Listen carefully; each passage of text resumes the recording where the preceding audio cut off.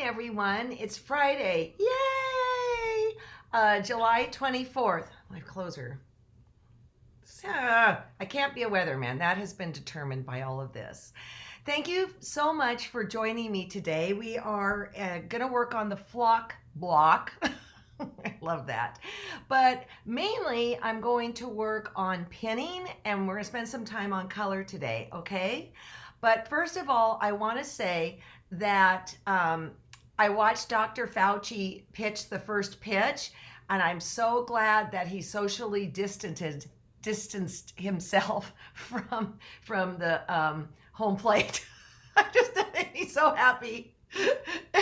And like my husband said, it's not like he's had time to go and practice, but apparently he did. If you haven't seen it, it is worth Googling and taking a look-see at the whole thing. So thank you, Dr. Fauci, for throwing that first pitch. So I don't know. Oh, I guess I'm going to start with this, okay? When we stream this thing, we are on 5 different platforms or places, okay? I think. You can get me on my Facebook, my professional page. It's the one where I'm in front of a red background.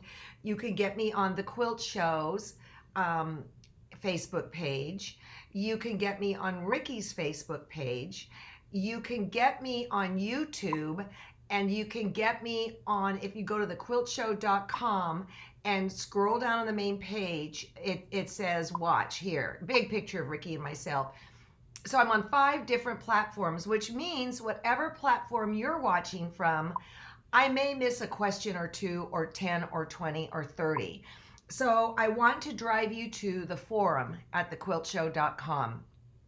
There, I cannot believe how many people are posting what they're working on, questions, the whole bit. So when I was talking to Barbara Black the other day, she really watches the forum quite closely, as well as shepherds our block of the month with people. She said, please remind people to go to the forum. If you have a question, just go there. Someone will answer it. And I'm popping in and out too, okay?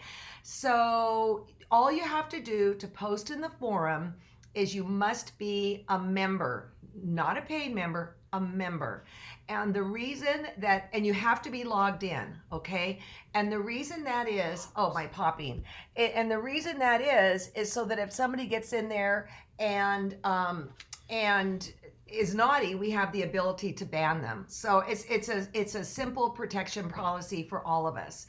As far as this sew along goes on my mystery quilt, but it's a mystery to me, you can start anytime, because on the front page of thequiltshow.com, where it says playlist with Ricky and me, that same big icon I'm talking about, you can go back. And when we started, this was this last Monday, which would that make that the 19th or something? Yeah, I think that would be the 19th. That started this whole thing. So please do, come one, come all. And it should live there forever type thing. So yay on that. And then Barbara said, also remember, you guys, if you don't know about thequiltshow.com and the quality of shows that we provide to you every other week, a new one comes out, and you don't have to watch it during that time frame. You can watch it whenever it's convenient to you. Go watch a couple free shows. Check out who the Quilt Show is, okay? We want you, come one, come all. And I can't think of a better bargain on the internet for 6 months, $19.95. That's nothing. That's our COVID special. So as long as we're into this mishmash with COVID, take advantage, because we're practically giving away the bank, okay? So on that happy note, now I have to go on a sad note. I received, I don't even know if it was on my Facebook, I don't even know what, but let me tell you this story. And I have I kind of have cliff notes. It's the whole thing. This quilt here has been stolen, and it was made for Lieutenant Colonel Cynthia Weedman, who serves as chief nurse at Joint Base San Antonio Lackland. Well, she's about to go into retirement, and this quilt was her husband Bill, a retired Air Force veteran, looked forward to a wonderful special presentation for Cynthia. And I mean, these people are people that are serving our country like you can't even believe. So what happened was, a bunch of cars were broken into at the Hampton Inn and Suites near JBSA Lockland and SeaWorld. And this is in San Antonio, and the quilt was stolen. So, I mean, if this isn't heart-wrenching, I don't know what is. If you guys see this quilt, please get hold of me. We're also going to put it on in the Monday's newsletter. I mean, that is just wrong on 10,000 million levels. So I'm still getting some Sequoia quilts. Oh, also in the forum, people are posting their Sequoia quilts too. Guys are prolific. This is Heather's, and look at how simple the two side flowers are, but they're so darn effective. And look, it's even bound, and I believe she put in a flange. Yes, she told me she put in a flange. So you can see on the top, she's got the green binding and then the lavender flange. Great job, Heather. And then let's see, Denise. See yours. She says kind of wrinkly, but that's okay, Denise. We'll take it. And it looks as if you were working with the original bundle way back in the day that we sold at TQS of Editus fabric, because I see those birdies and I know that those birdies were in it. The sprays, I keep looking at those verticals, you guys. Those sprays are absolutely exquisite. Thank you for sending that on to me. And then we have Louise's. And she said that those flowers, boy, I hope I'm not screwing these up. Those flowers, she actually, quote unquote, cheated, like this, cheated. She used her go die to cut the flowers. I think that's actually being incredibly smart, to tell you the truth. So before we get into color and all of that, I want to show you my professional setup so you'll have some understanding of the obstacles as I teach you. Here we go. There it is, guys.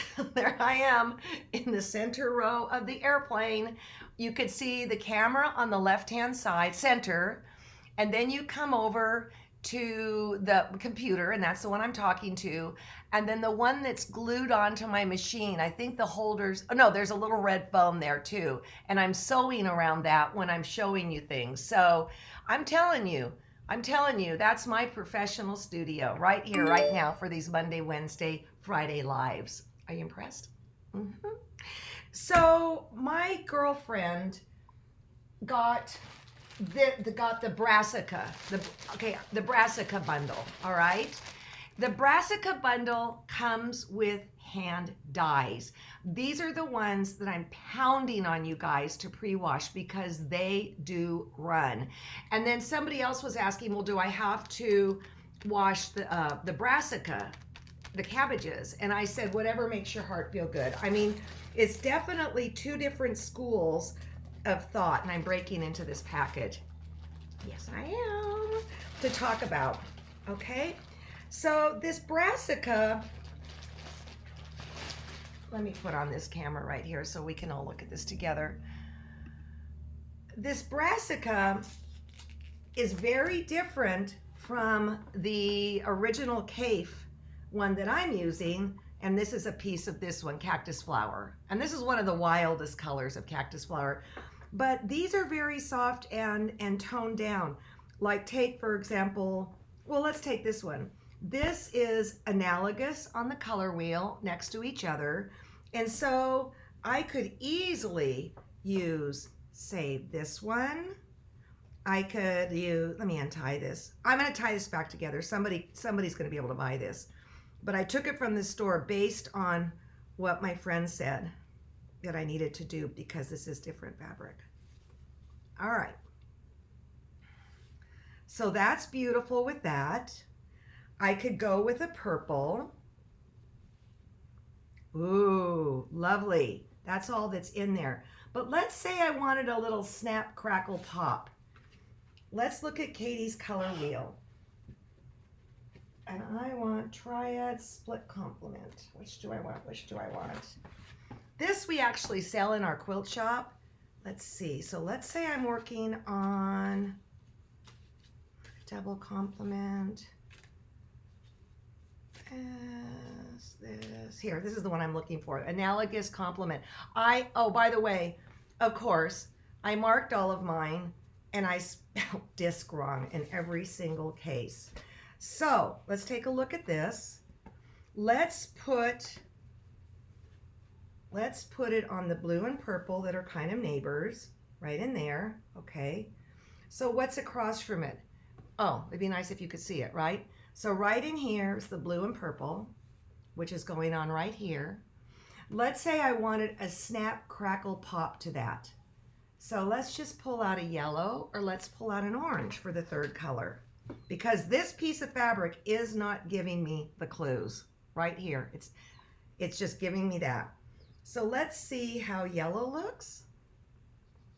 Absolutely luscious. Let's see how orange looks. Beautiful. I think I like the orange the best. But see, that's how you work the wheel. That's how you work the wheel. Then this one, oh, there was one color in here, and I was actually FaceTiming my girlfriend. She's a retired teacher, and now she started quilting again, and we have our own private little quilting bee going on. So this color doesn't make my heart go zippity doo dah. Look at that. It's beautiful. So in working with these colors, it's your chance, while the blocks are fairly simple, it's your chance to have a ball working with the color wheel. Okay, so where's the one that I want to show you that I decided on? Okay, and I had it out, ready to go, and then I had to pull it apart and screw that whole thing up. So here's analogous. Oh, this is, oh, rats. But you can see, because of my big luscious office, this is the one I'm looking for, disc 2, I think triad, I'm not sure. Let me see. Well, anyways, okay. So for the original, I'm discombobulated, you guys. For the original one that I sewed, which now has walked away. I think I need to do split screen so you can see how upset I am. Here we go. Let me see if I can do this. Oh, there we go. Where's the original block? Oh, here it is. Doy. Okay. So this, if you look at it, is analogous. It's right in here. And I did pull the colors from this. Okay, that's where I went. I've got my pink, and I've got the orange in here too. Oh, wait. Sorry. Okay, you guys are a very kind audience. Or if you're not kind, don't tell me about it, because I know better than you. Okay, so here you've got an orange in here, you've got a yellow here, and you've got tons of pink. So that's how I pulled for this one, okay? But the example that I'm doing today, I decided not to use any of Kaffe's fabrics as my guide. I decided to use the Katie's color wheel. So I've got a red, and I've got a blue, and a green. That's the one I did. I know which one it is. I think it might be this one. Let's see. Yes. So I started with the red because I knew I needed more red in my quilt. It's talking to me. And then I went and I pulled, I mean, they don't match exactly, but I would not have had the nerve to put this together without using this as my guide. Now, any color, and the truth of it is, any color wheel will work for you, but this is just kind of a fun toy that I'm enjoying the heck out of. And you can get that at thequiltshow.com too, in the store. Okay, oh yeah, one other thing people are asking about are solids. And I went out today, I love spending your money. I went out today and we have maybe 6 packages of each of these. So if you want solids, take advantage of this. We do not have a million of them, and when they're gone, they're gone. Okay, can you use analogous and tertiary in different parts of the quilt. Oh, you can use everything in different parts of the quilt. What you do, and I know for a lot of you, this is kind of enough to make you wig out. I look at each little block as its unit, as its own little adorable unit. And then I know in the end that they will all go together because the base root is either from brassica or from cactus flower. They'll go together. It's going to work. So I know it's scary, but it's fun. And if you've never worked this way, it's just, you need to do it. In fact, I talked to another friend and she said she had to talk her sisters off a cliff because they aren't working. They aren't used to working this way. And you know who you are. So let's take a look at what we have going on here. I want to talk about the pattern first. So let's get back down here. Okay, it's flock on page 34. And here is the block right here. Let me line mine up so my flock is going in the right direction. Maybe, I don't think it much matters. Other than these all march in the same direction, all right? When I put it together, I thought I'd done it wrong. I thought that maybe the whites were all supposed to be facing in together, but according to this, it all marches in one direction, all right? The other thing is we're working with our half square triangles, and I decided this time to also square them up. So what I do, because it's real easy for me to get confused, no, you're kidding me. I go with my purple pen and I circle the 6 inches, all right? And basically this block is just made of half square triangles. So when we're looking at, okay, let's look at number 1, or A, which is the outside big ones here. Point with scissors, not my big fat fingers. This is number A and number B, here and here, here and here.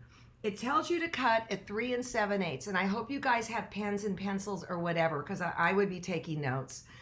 And then what I would do, rather than cut it for 3 7/8, I'll go up to 4. And I've actually marked this with my friction pen so that if I choose to go and erase it, I can, and or I can take my iron and iron it away. It'll go away. And this purple will magically go away too, because it's the disappearing ink pen. You got like 72 hours or something like that. But anyways, rather than cut it at 3 7/8, I'm cutting it at 4. All right. Then down here, it says number C and D, which are the little guys right here. It says to cut those triangles at 2 3/8. So I'm going to cut them. I'm going to go up 1/8 of an inch. I'm going to cut them at 2 1/2. Okay. And then rather than cut them and sew them, I'm going to do how we did yesterday and Monday, where I draw a line on each side. I cut the square, draw a line like that, and then sew 1/4 of an inch, 1/4 of an inch on each side. And I didn't feel like you need to sit and watch that. So I redid, I already did that. So let's lay this block out for fun, because to me, in this one, the lesson is in the pinning. So I'm gonna do this, like this, okay? Actually, I'm gonna do it on the gray board. This is here, and this is here, and then see how all the whites are marching in this direction. And what I need to do, I think I have to pull up more this way. What I need to do is, again, I left 2 to square up just in case, alrighty? So I'm going to square these 2 up, so in case you're brand new, you can see it's a little big, because remember I cut it 1/8 of an inch bigger than what the instructions said. And I'm going to take my little itty bitty rulers. These are great little rulers that we got with Quilters Select. And I never thought I would really use them. I never thought I'd get this fussy with my cutting, but I am. So the diagonal line is going right down the pieced unit, all right? this, and then go like this. And whoop, didn't cut all the way. Uh-oh. Well, that's bad. Okay, when you do something like that, rather than say crap, what you're going to do is you're going to pretend like fabric's there when you sew it to the next one. Actually, this is a good lesson, okay? So I call that the language of quilting. No, truly, the language of quilting can be more rugged than that, for sure. All right, so I'm going to trim it. Turn. And there.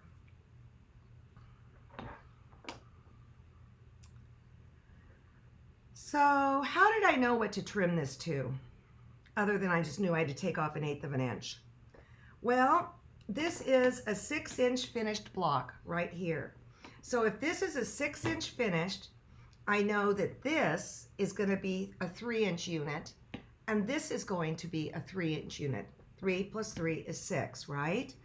And so half of 3 is 1.5, and then you add a 1/2 inch to it, and then you've got your 2, and that's what I trimmed to. Simple math. I did flunk geometry, and I'm dead serious about that. But once you get all this in your mind, you're going to be good to go. So what I'd like to do is now get this out of the way and now put it down on here, because this board is just too dang big. I think this is a really, really, really sharp looking quilt or block. And again, I would not have trusted to put these colors together if I hadn't had Katie's little toy to play with. Now, another thing my girlfriend asked me was, what's triad, what's tertiary? And it's the same thing. I call it triangle. It's the triangle on the color wheel. Those always play up really nice. Okay, so now what I'm going to do is we are going to get into pinning on this. Let's talk about this top row. I'm really getting hooked when I'm not lining up seams to just glue these suckers together rather than pin. If I'm lining up seams, then I'm going to pin. So let's go down here.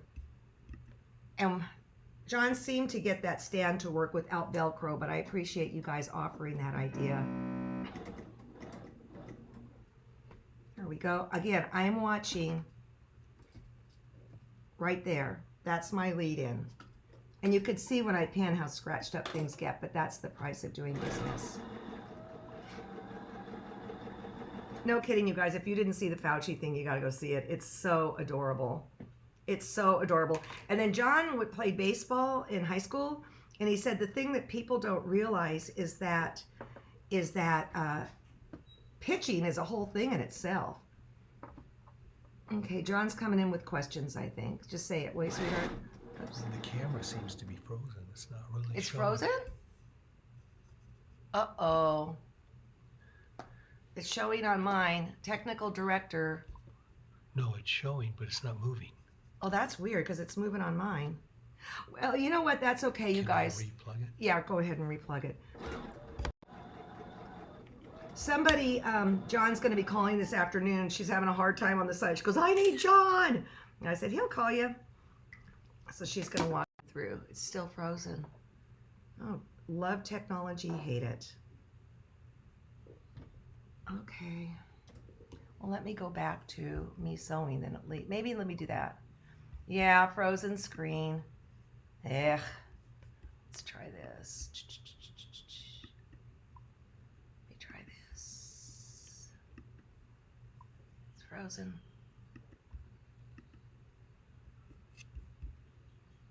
So you can watch me.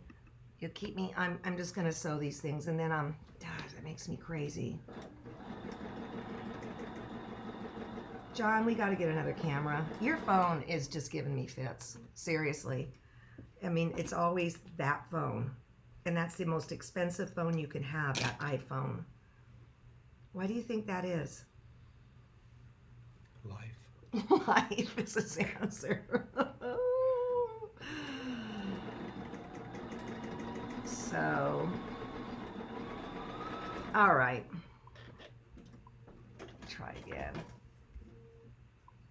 Yeah, that sucker is frozen. Ricky had the same problem yesterday.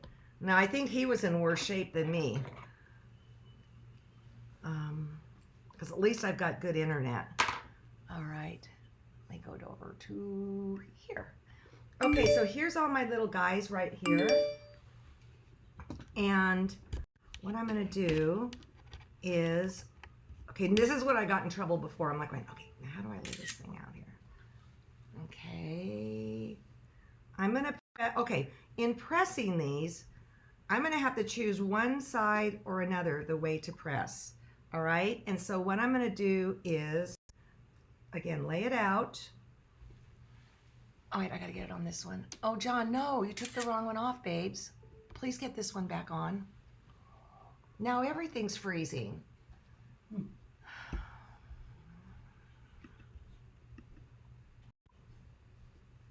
There we go. Okay, we're good. We're good. We're good. Don't touch it. Don't touch it. Don't touch it. So, yeah, the red's all marching down like that. So what I'm going to do is I am going to turn this over. I'm going to press the top one. I want to see these two intersections right here. So I'm going to press this one this way, and I'm going to press this one this way. I saw somewhere that somebody was having problems that their move this way. Their blocks are coming out a little too small. And my guess, if I were a betting woman, it's in either your seam allowance or your thread, okay? And so I love the Sally Collins trick where you go and you, hold on, I don't want to talk. Let me get this right. That goes that way. This goes this way. Okay, where you cut 2 strips of fabric that are 1 1/4 each, sew them, you know, like 4 inches worth, sew them, and then what you do is you press it open and it measures at 2 inches. If it doesn't, something's wrong and it needs to be fixed. I have found by putting my 80 weight in my bobbin and my 60 weight on top, it has helped immensely. So there's some goodness going on here. Right here and right here, this goes in a 1/4 inch. So that's beautiful. And what I'm going to do, oh, man, this bums me out that I can't show you this. I'm going to come in the back and I'm going to come right through I'm going to come in the back right at the X part, and then I'm going to come right up here, and the pin's coming out. I don't think you can really see it, but it is. And then I'm going to go exactly into here, the pointy point right there, and I'm going to pinch in. My favorite pins on the earth are the extra fine glass head pins, regular length, not extra long. And then I'm going to pin in like that and like this. Well, if this camera's not working, I'm getting it out of the way. I can tell you that. Okay, so now let's take a look at this. You can see that the pin is in there taut. This is pinning right underneath and coming out, right underneath and coming out. I am going to, and I've demoed this in the past, so that's why I'm not too much freaking out. I'm going to leave this pin in, and again, if you want to just put a little dab of glue, a little dab will do ya on the end, and then another little dab will do you there to kind of help things from separating. Okay, John, go make sure we're not getting questions, okay? And then what I'm going to do is I'm going to go so, and right before I get to this pin, I mean right before the needle would knock right into that pin to go down that hole, I take that needle out. All right? So here we go. You have to trust me on this. Trust me, trust me.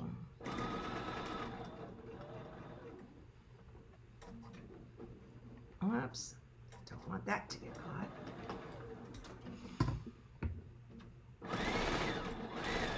Then I'm going to say a little prayer. Okay. Ta-da! Woohoo! Yay! Yay! Now, I got another decision to make. I have 6 or more seams coming together. 1, 2, 3, 4, 5, 6.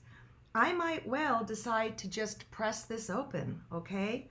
To alleviate that belly button. I mean, that's really bulky. So what I'm going to do is I'm going to come down here, and when I press things open, I do it from the back side. Unlike when I press from one side to another, I do from the top side. You guys, a lot of this is redundant, and there I've glued it together, so I want to work that apart. I'm going to come apart. I'm going to say a lot of these things over and over and over again. And the truth of it is, I say a lot of this to myself when I'm quilting. So once I've pressed it open, I am going to flip it on this side, give it a little tug. All the biases are sewn up.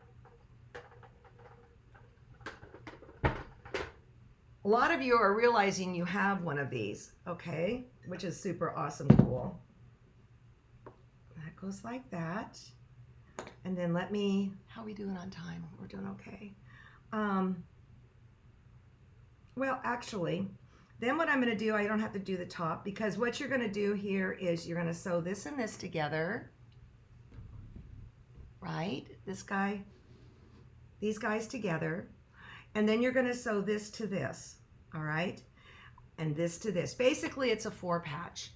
The only thing you want to be aware of here is that when you are sewing, this is one of the hazards of gluing. I gotta go press that again. See how it's scrunched a little bit? I don't like that.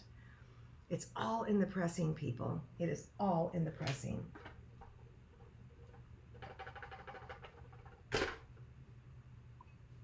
Is that good? Yeah. So I'm gonna sew this to this.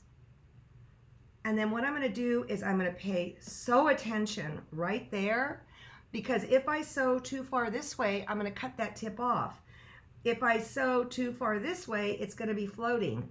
So what I typically do is I sew one hair towards the raw edge, not a thread, a hair. And I do that because then when you press it, it does give just a little bit of room for when you press the fabric and you roll it over to one side or the other. You know what? Somebody asked me about that the other day. What I meant, I didn't know what they're talking about, but now I know exactly what they're talking about. Remember, you guys, the forum is a really good place to ask questions. And again, I'll be popping in and out. Drum roll. Ta-da! Okay, it is floating a little bit. That does not bother me in the slightest. Now, the other thing is I probably will press it in this direction. So now I've allowed for the rollover. And the reason I'm going to press it in this direction is then when I go to sew this to this, I can see where I need to make my seam line. So let's press it and see how good it came out. And again, then I don't have to sew the whole thing, right? Okay. Oh, here comes Sparrow. She came up the other day and fell down. She's getting so old, so old. So let's look at the back of this one. When I sewed the whole thing together, the last 2 rows, or the last row, I broke the thread up here, and here, and then I get this adorable little twirl that I just love. I probably will go in and trim off all those little tips. Now, let me show you something when I was making this original block. This was what came out when I was doing this. And you can see here, something is terribly wrong. Let's look at the lines. I wonder if that's even this side. Yeah, it is. Something is terribly, terribly wrong. It's skewing in like this. Because these blocks are so simple, if you can see that something is terribly wrong, just throw it away. Just start over. Don't pick it out. It's just not worth it. So Be very critical as you make each step along the way. Be very, very critical of your work, and then it will come out really quite nicely. So I love this little block. I could see doing a whole quilt out of it.